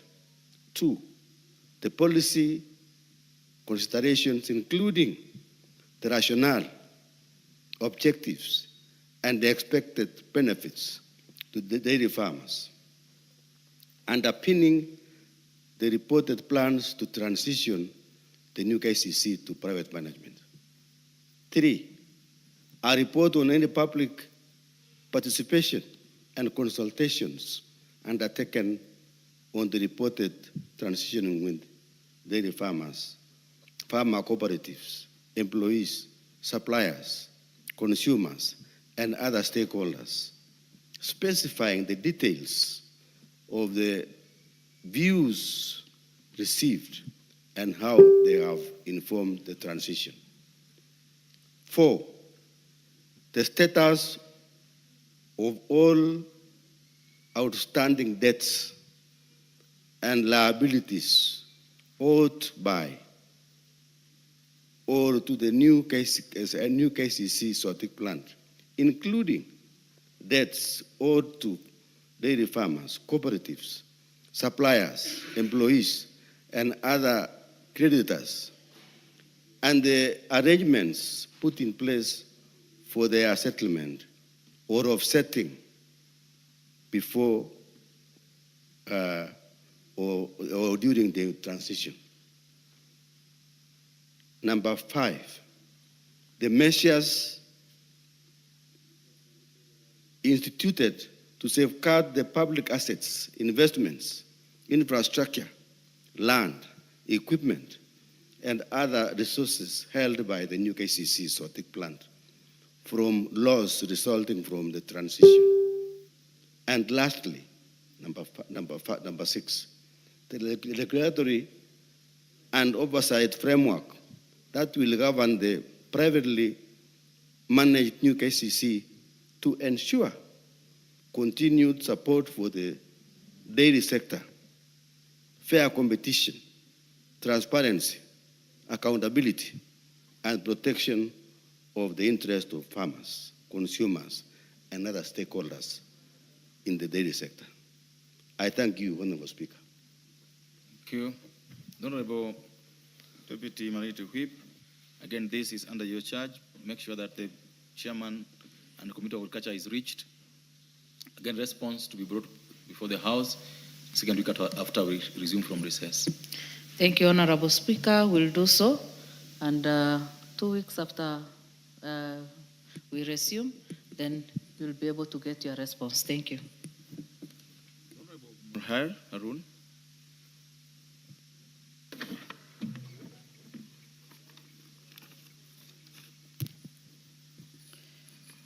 Thank you, Honorable Speaker. Honorable Speaker, pursuant to the provisions of Standing Order 44.2c, I wish to request for a statement from the Chairperson of the Departmental Committee on Tourism and Wildlife regarding the tragic death of Mr. Yusuf Barre Ali Hire, a resident of Boka, Tana River County, following a crocodile attack. Honorable Speaker, on 29th July 2026, Mr. Yusuf Barre Ali reportedly went missing after he went to graze his goats along Tana River following an extensive search involving officers from the Kenya Wildlife Service and Kenya Red Cross and members of the local community. His body was recovered on 2nd August 2026. It is alleged that parts of his body, including his right hand and right leg, were missing, indicating seemingly that he may have been attacked by a crocodile. Honorable Speaker, it has further been alleged by someone who reportedly witnessed the incident that the deceased was thrown into the river by officers from Kenya Wildlife Service. This allegation, together with the circumstances surrounding his disappearance and death warrant a thorough investigation to establish what transpired and to ensure accountability where necessary. The tragic incident has caused considerable concern among residents of Tana River County and Garissa County, particularly among communities living along the rivers and other water bodies where human life conflict poses a persistent threat to human life and livelihoods. Honorable Speaker, it's against this background that I request for a statement from the Chairperson of the Departmental Committee on Tourism and Wildlife on the following: the circumstances surrounding the disappearance and death of Mr. Yusuf, including a report on the investigations into the allegations that he was thrown into the river by officers from Kenya Wildlife Service, and any action taken against the persons found culpable, the measures put in place to prevent crocodile attacks and mitigate human-wildlife conflict along Tana River and other identified high-risk areas, and an indication on the timelines for payment of compensation owed to the family, I thank you, Honorable Speaker. Thank you again. This should reach the committee, the chairperson of the Committee on Internal Administration and Security, the Honorable Deputy Member Whip. This is a matter that needs some serious attention. Yes. Because someone has already lost his life, and many more are in danger. So I would suggest that while we are in recess, the committee should take that matter up and give proper response so that we can avoid future challenges like that. And it has happened in many counties, and we should give attention. Thank you. This should be placed before that committee, while also dealing with the question asked earlier, the member from Mavoko. We ordered that they should sit next week and look into it. This will be placed before the committee on that next week. Member for West Mugirango, the member of Mogaka.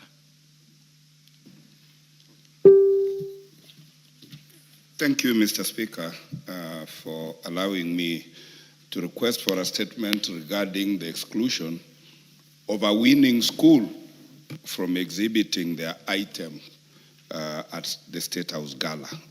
Honorable Speaker, pursuant to the provisions of Standing Order number 44, 2C, I wish to request for a statement from the chairperson of the Department Committee on Education regarding the exclusion of Mobamba Comprehensive School in West Mogrango constituency, Nyamira County, from the recent State House performance gala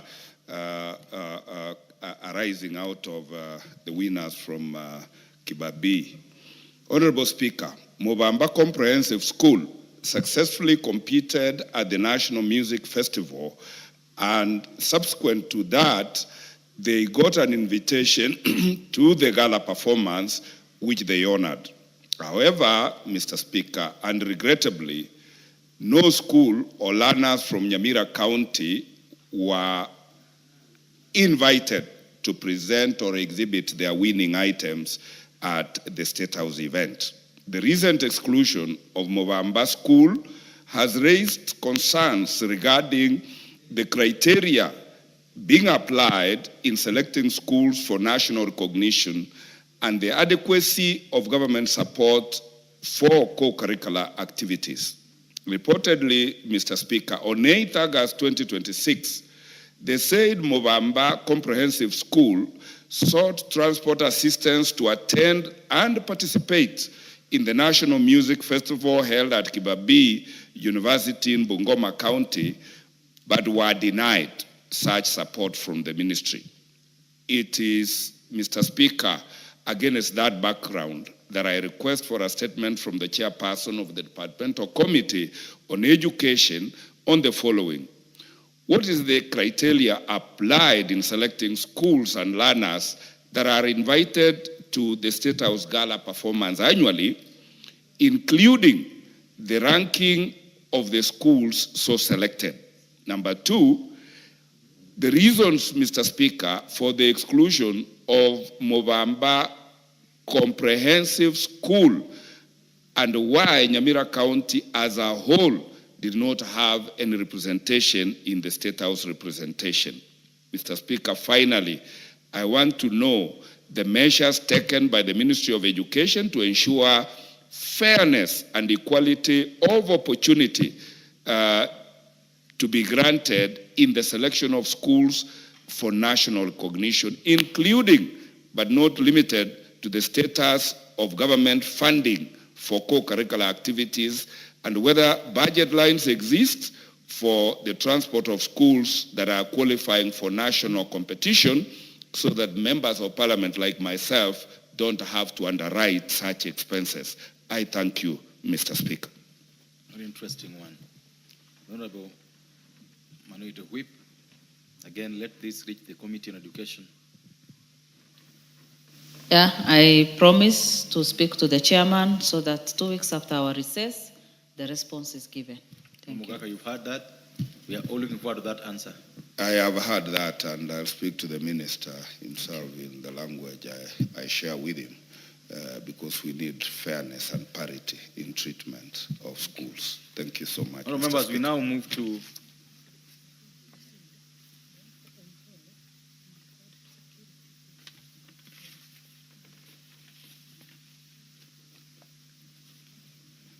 Members, just to take back the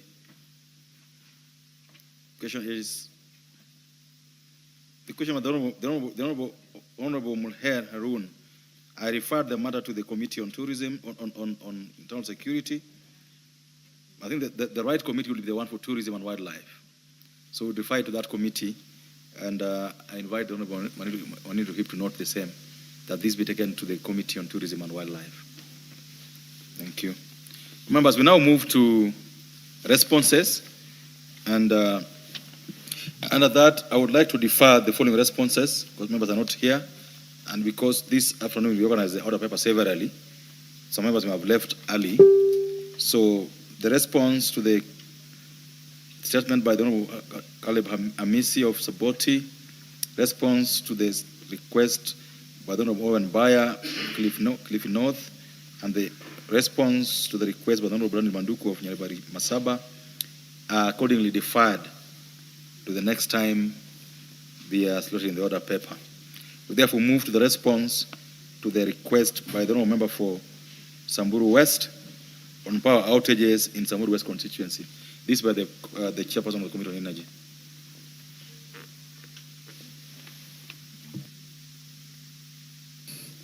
Thank you, Honorable Speaker. This is a response following a letter that is dated 22nd June 2026. Honorable Speaker, there was a request by Honorable Naisula Lesuda, Member of Parliament for Samburu West constituency.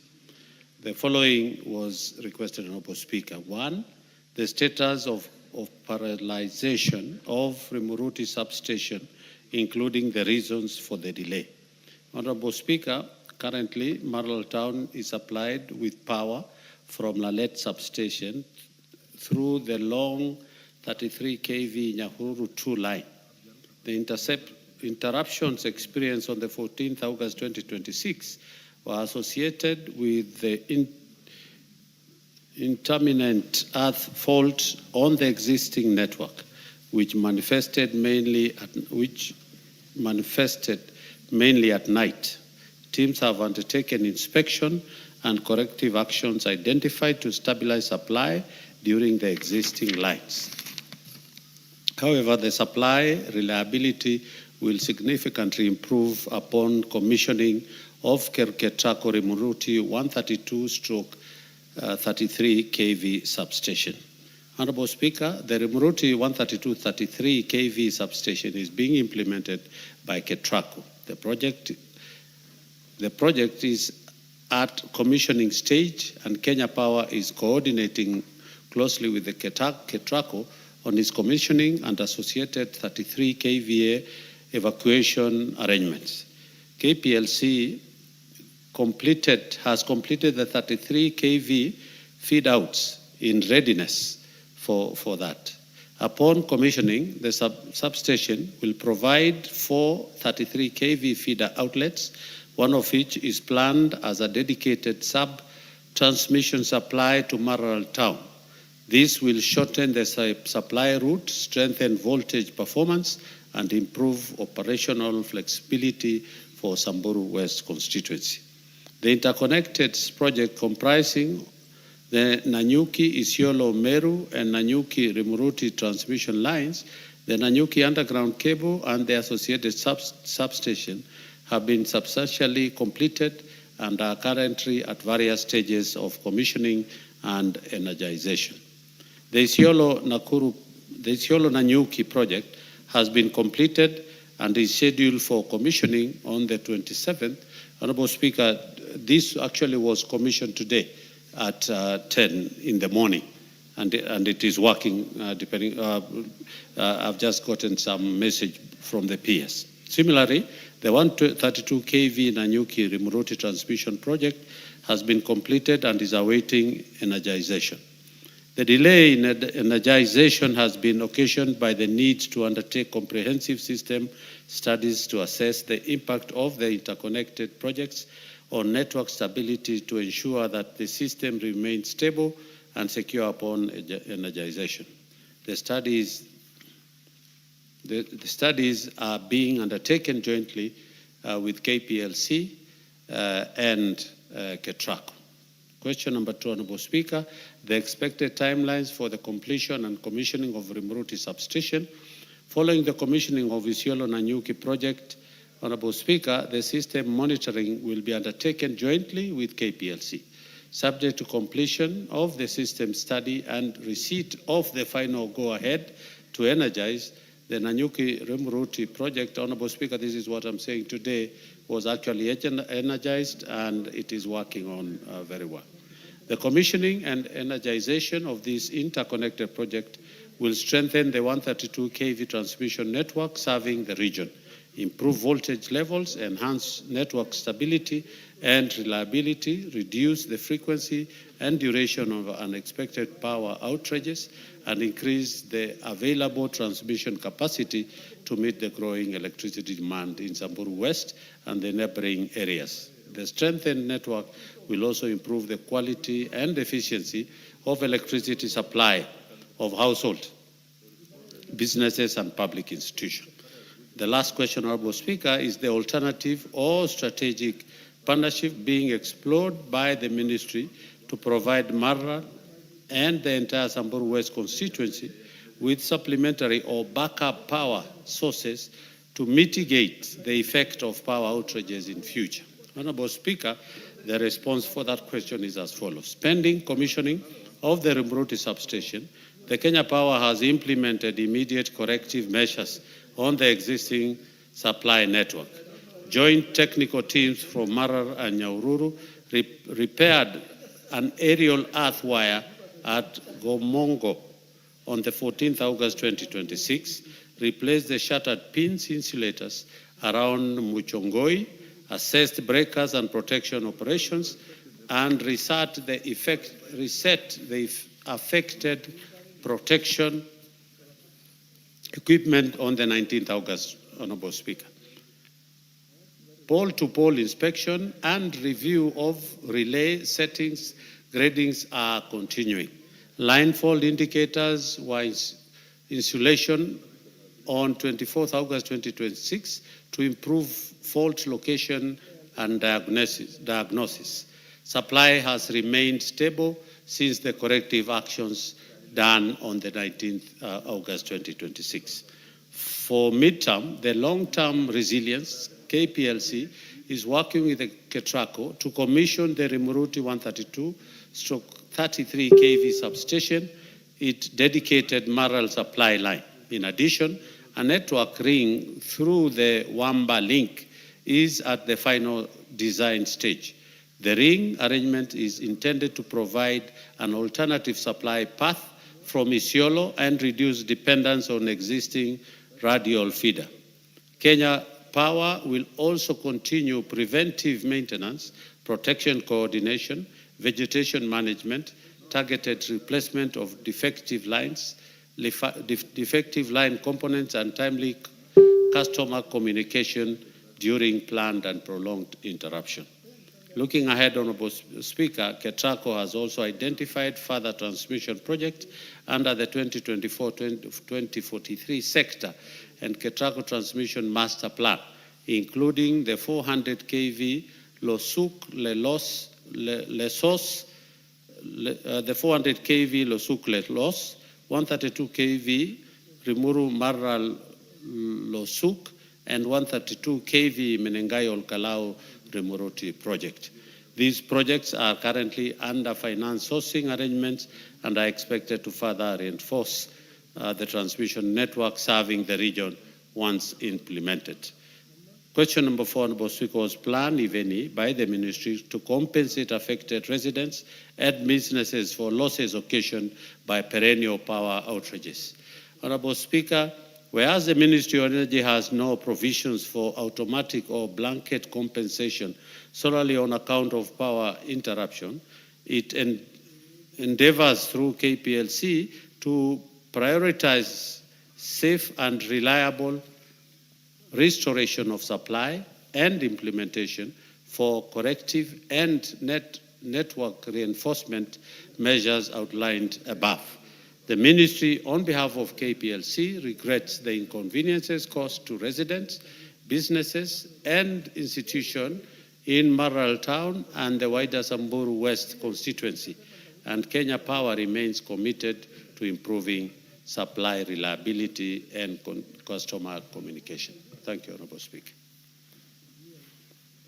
Honorable Lesuda, I assume you got this response much earlier, so you've read it and heard it. Go ahead. Thank you, Speaker. I want to thank the chairperson of the Energy Committee for that detailed response. And I like that it has deadlines and when, it's easier to follow so that by the date that has been put there, I do hope that the chairperson and the committee will also be able to follow through, and I'll also be keen to see that that happens. So I'm happy that now it's not just about promises, but there are significant dates and timelines that will ensure that in Samburu West we have a reliable power in Samburu West. But having said that, Mr. Speaker, still on the same, I just wanted to say, now that I have the mic, because as we talk about power, we also talk about people's lives. It is very unfortunate that today, Mr. Speaker, in Samburu West and Samburu County, we are actually mourning. We have had 3 incidences where people have died, where homes were reportedly ambushed by suspected bandits. 1 person was confirmed dead. At the same time, gunfire at Lorian Water Point in Morijo,